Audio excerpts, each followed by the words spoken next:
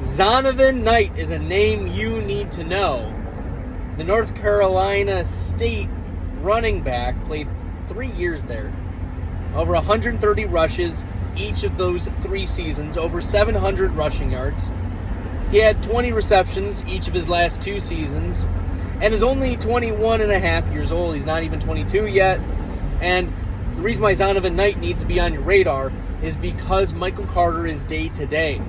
And even before Michael Carter left the game due to a high, or it could be a high or it could be a low ankle sprain. We don't know the definitive word yet out of New York on the Michael Carter ankle injury, but he's day-to-day with an ankle injury.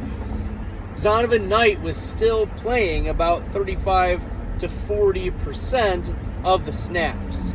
So, and he had 5 carries. Michael Carter had 8 carries at that time.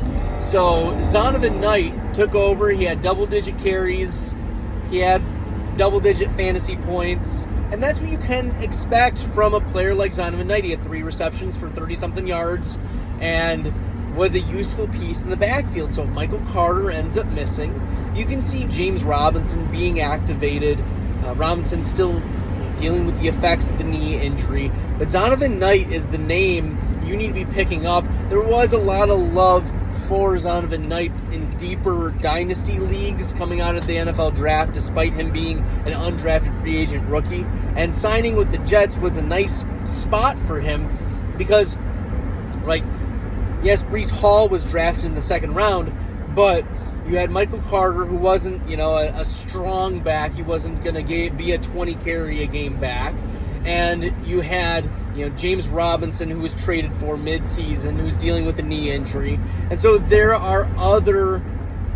was a path to relevance. And it did take a Breece Hall injury and Michael Carter injury to be able to get Zonovan Knight, 15 touches in a game. But here we are. We're entering week 13, and it might be Zonovan Knight, whose player profiler comp is Khalil Herbert because of his burstiness.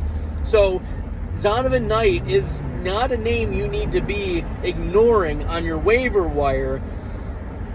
Come Tuesday, you should be putting in a couple dollar fab bid for Zonovan Knight and just see what happens. Just see what happens. This is a player who could fill in, right, if he gets 15 touches.